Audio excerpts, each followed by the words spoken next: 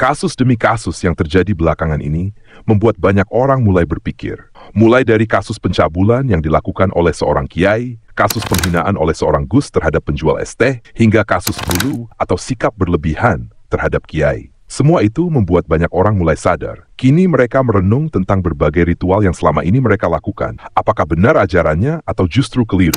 Fenomena hijrah besar-besaran mulai terjadi di kalangan jamaah Ngaswaja. Banyak di antara mereka kini mulai sadar bahwa selama ini mereka hidup dalam sistem tradisi yang terlalu rumit dan membebani.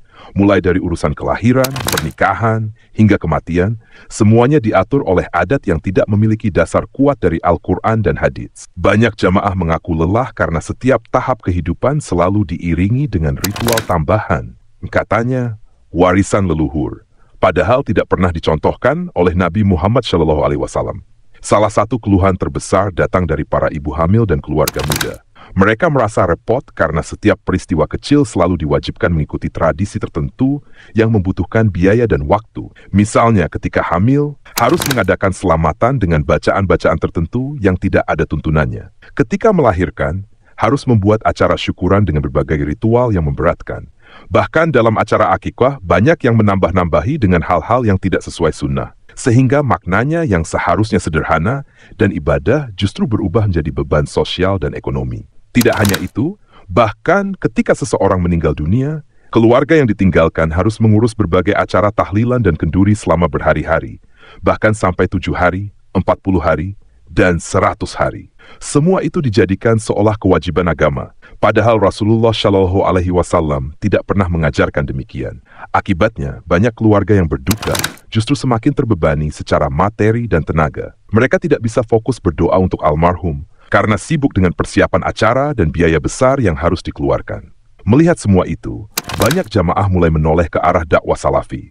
Mereka melihat kesederhanaan ajaran Islam yang diajarkan oleh para ustadz salafi, yang selalu menekankan kembali kepada Al-Quran dan Sunnah tanpa tambahan tradisi manusia.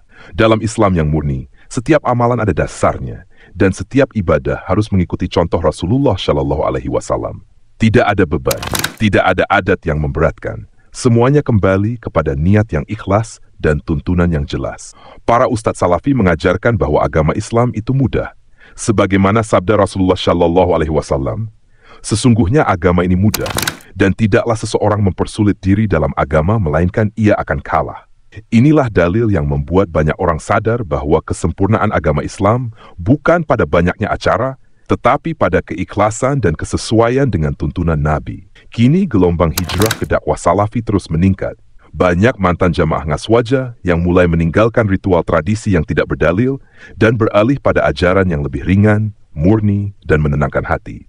Mereka merasakan keindahan ketika beribadah sesuai sunnah tanpa paksaan budaya. Karena Islam yang sejati bukanlah tentang mengikuti adat, tetapi tentang mengikuti wahyu yang Allah turunkan kepada Rasul-Nya. Itulah pembahasan kita kali ini. Silakan tekan like dan tuliskan komentar positif Anda, serta subscribe channel ini untuk mendukung dakwah tauhid, dakwah yang memurnikan ajaran Islam. Demikian, wassalamualaikum warahmatullahi wabarakatuh.